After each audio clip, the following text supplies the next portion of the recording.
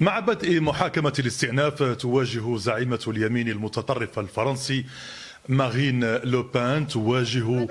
أزمة قد تغير ليس فقط وضعها في الحزب بل مسار حياتها السياسية تماما وبالكامل، وربما تنهي أكثر من 50 عاما من سيطرة عائلة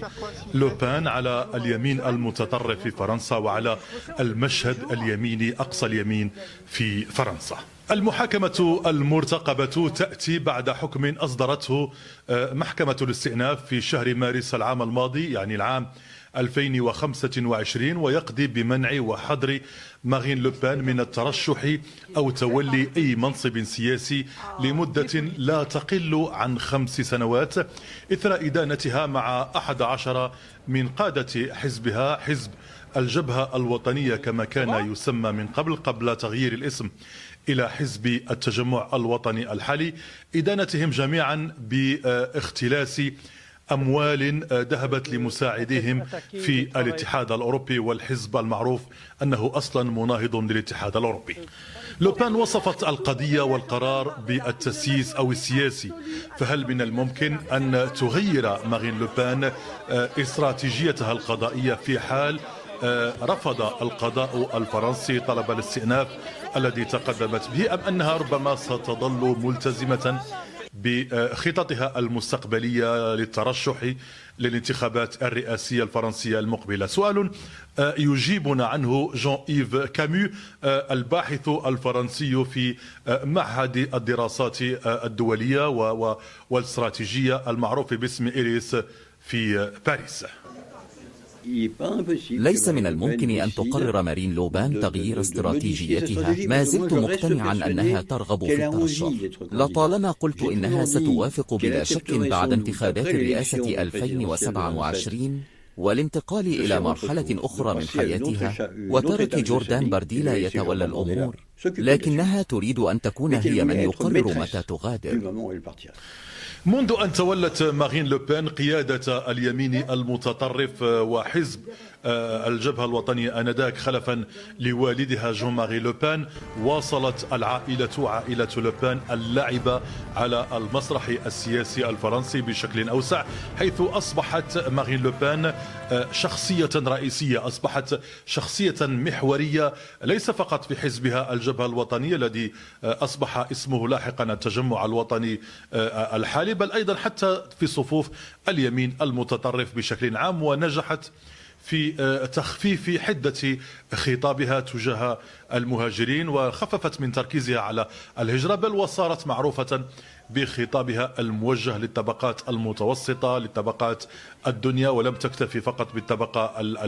الراقية، ووصلت أيضا في نفس السياق مهاجمتها لقوانين الهجرة وللسياسات الأوروبية. ومع مرور الوقت أصبح دورها في الحزب وفي اليمين المتطرف غير قابل أبدا للنقاش، لكن المحاكمة الحالية وإدانتها في العام الماضي ثم طلب الاستئناف قد يغير كل شيء. في حال استمرار الحظر، في حال رفضت المحكمة الاستئناف، من المرجح أن يتولى بارديلا نائبها في الحزب معركة الانتخابات الرئاسية للعام 2027 رغم توقعات استطلاع الرأي أجري في نوفمبر عام 2025 بفوزه بغض النظر عن منافسه، إلا أن المختصين يقولون إن بارديلا رغم ضعف ثقافته العامة وضعف ثقافته السياسية إلا أنه يجذب شرائح عليا من المجتمع الفرنسي، بينما لا زالت مارين لوبان تثير اهتمام الطبقات الوسطى والدنيا. والسؤال الذي يمكن أن نطرحه هنا هو: ما هي فرص مارين لوبان في النجاح بالاستئناف إذا ما اعتمدت، أو في حال إذا اعتمدت استراتيجية دفاعية مختلفة أكثر تنظيما ونجحت في إقناع المحكمة؟ Si elle vient à une stratégie de défense إذا طورت استراتيجية دفاعية أكثر تنظيما وأقرت بوجود أوجه قصور والنصوص كانت غامضة أو غير واضحة التفسير من قبل إدارة البرلمان الأوروبي، وأنهم لم يدركوا قلة خبرتهم، وأنه من الشائع أيضا أن يهتم أعضاء البرلمان الأوروبي بالسياسة في بلدانهم الأصلية حيث يمكنهم الترشح للمناصب، فإن فرصها في الخروج من هذا المأزق ستكون ضئيلة.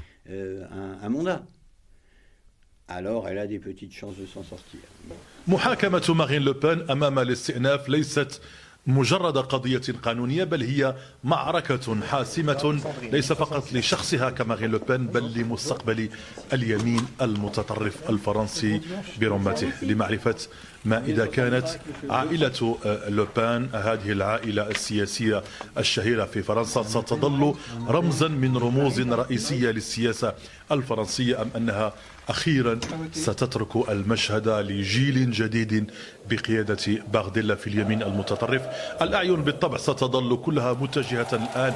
إلى المحكمة وما ستصدره من قرار، حيث قد تسدل الستارة على واحدة من أطول القصص السياسية لعائلة سياسية في فرنسا خلال نصف قرن. شكرا لكم.